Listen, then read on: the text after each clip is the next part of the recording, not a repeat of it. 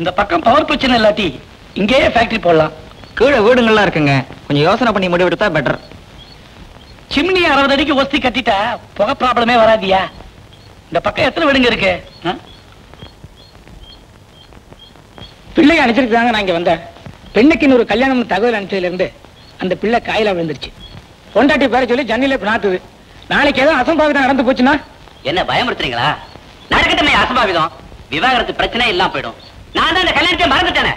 என் மகளை நான் சாகர வரைக்கும் வச்சு காப்பாத்துவேன். நீங்க பாட்டுக்கு வைரத்தோட போடு, காசு மேல போடு, என் பொண்ணை திருப்பி அனுப்புவீங்க. நான் அப்பப்பா வந்து உங்க காலில் விடணும் இல்ல?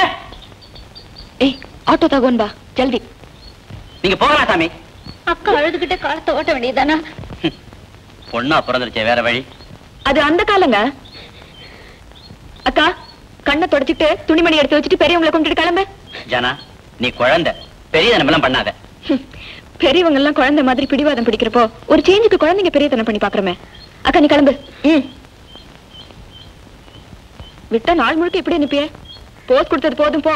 அக்காவை தயார் பண்ண பொடி. உங்க பொண்ணு நல்ல மேல நான் இருந்தா ஒண்ணு முடிச்சு போட்டவன் பின்னால பிடிவாதமா இருந்திருப்பேன், இல்ல மூச்சு விட்டுருப்பேன். உங்க பொண்ணு கோழை, அதுதான் பந்தாடுறீங்க. கல்யாணமே வேண்டாங்க. ஒரு பொண்ணு மனசால ஒருத்தனை நினைச்சிட்டா சாவ தவிர வேற எதுவும் அவங்களை பிரிக்க கூடாது. சாவலே ஒன்னா சேர்ந்தவதான் சரித்திரம் ஆயிடுறா. நாளைக்கு அவனுங்க நகை போடுறான்னு விரட்டி அடிச்சா சுடுகாட்டுல இறந்துடணும். சங்கிலியால் அடிப்போம். அக்கா, இது என் பாட்டி எனக்கு போட்டது. அதனால எங்க வீட்டுல யாரும் இதை ஏன் கொடுத்தேன்னு கேட்க முடியாது. உன் புருஷனுக்கு வக்கு இருந்தா அவர் பெத்தவங்க வாயை மூடட்டும். உங்க அப்பாவுக்கு வக்கு இருந்தா உனக்கு இன்னொன்னு பண்ணி போடட்டும். இல்ல தங்க சங்கிலியே கேட்காத மாப்பிள்ளையா நான் தேடிக்கிறேன். இது உங்ககிட்டே இருக்கட்டும்.